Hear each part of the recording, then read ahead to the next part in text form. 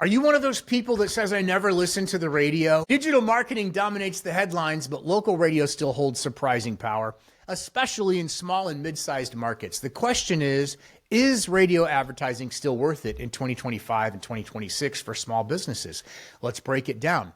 Despite smaller ad budgets, radio delivers strong ROI. Radio only earns about 9% of the total ad budgets, but it commands around 31% of media time. That's a big imbalance, and when radio is part of the mix, campaigns see measurable lift. One study showed that including radio increased return on marketing spend by 23%. Another showed that AM/FM campaigns drove a 14% lift in website traffic. And over the long term, brands using radio saw 42% greater profit growth compared to those that didn't. That's not old school hype. That's real data from October of 2025. I'm not kidding. Radio's reach remains strong. People still listen in their cars at work and commuting. They say they don't, but they are. And here's another kicker. Combining radio with digital campaigns increased sales by 23%.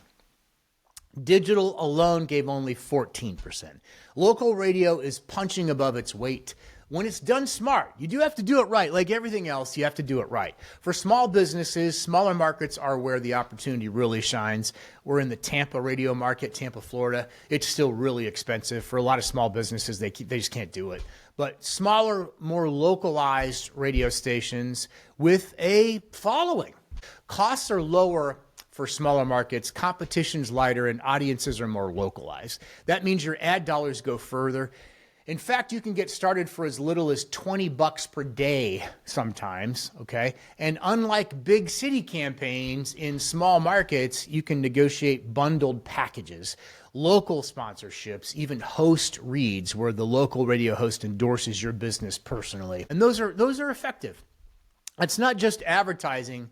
That's content you can repurpose. Like I just said, if you're interviewed by a local radio show, you can record it, have them record it because they've got the equipment. Then you can clip it down and use it in your own social channels, your YouTube, even embed it on your homepage. Radio doesn't have to live and die in a 30-second ad spot. It can become part of your long-term content library.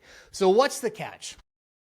There are a few challenges. Radio is going to be really hard to track directly compared to digital unless you use a unique phone number or QR code or promo code. Attribution is going to be fuzzy. A QR code is going to be hard to do on radio too, but you know what I mean. You're not going to be able to tie it to anything. Audience fragmentation is also real. Younger listeners are spending more time on streaming and podcasts. My youngest is 27. I asked her what radio station she listens to in her city, and she said there's no need to listen to the radio. If you are targeting 27 and below, radio is definitely not. Definitely not. You're better on Insta, okay? Trying to attract those people. But if you're attracting homeowners, let's say 40 plus, 50 plus, radio's still a bargain. It's still very viable, and it's surprisingly affordable. Your message isn't going to stick unless you do high frequency on the radio, just so you know. You can't do like one spot a day and then say, I didn't get any leads. Well, you're not going to. It's about frequency. 21 spots a week typically is a minimum 21 spots. And then there's other ways to do it too. And if you're ever interested, send me an email. I'll give you a cheat sheet on what you should do with a local radio station. Just some of the tactics that I've used. I don't mind sharing that information. But bad creative also kills ROI fast. So if you have a cheesy, horrible radio spot, sometimes the fact that it's cheesy and horrible will get you attention, but it might not be the attention that you want. When people try to be funny, everybody thinks they're funny, right? Everybody thinks they're great in the sack. Everybody thinks they're smart, all of those things. Bottom line is people aren't funny. Sometimes they try to be on the radio and it's horrible. So radio works when the message is clear, consistent, and repeated to build recall. That's what you're trying to do. So I consider it brand building. I really do. More so than a lead gen, instant lead gen. So to do instant lead generation, you'd have to have an unbelievable deal and you'd have to put a time limit on it. Hey, we can only offer this until Friday or whatever the situation is. And it has to pass the who cares test. So it really has to be a solid offer for that kind of radio advertising to work. So here's where radio makes the most sense. If you're in home services, you have a local retail business, not part of a chain, medical practices, small insurance agencies, or auto-related businesses, radio can and will drive awareness and trust. If you're in a town or mid-sized metro where people still listen to local stations, you can outperform bigger competitors who ignore radio entirely. You really can. And if you're in a commuter-heavy market where people spend hours in their car, radio is still one of the most consistent ways to reach them. So here's my recommendation. Don't throw your whole budget at radio. That would be a huge mistake. Test it modestly, though. Always pair it with digital so you can measure lift. Some radio stations offer digital. Be careful of that, but you can try it. Dip your toe in the water. They can help you with SEO. Again, be careful because they're not doing it. They're subbing it out, just to be really ultimately clear on that.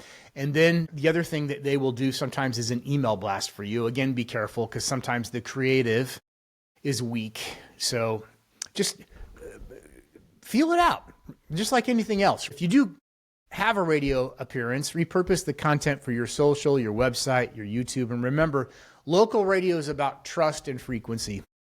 That's the biggest thing. If you use it smart, it will deliver. It really will, especially in smaller markets where big advertisers aren't competing on the airwaves. I'm Max from Max Out Creative. I still love radio. Radio may not be shiny and new, but in 2025 and 2026, it's still okay as long as it's just a portion of your spend. Okay, just a portion, small portion. Could be 20% or less as you try it out and see where you can take it. So if you learned anything from this video, I would appreciate a like and or a subscription. Thank you very much. I'll be back. Whether you like it or not, I will be.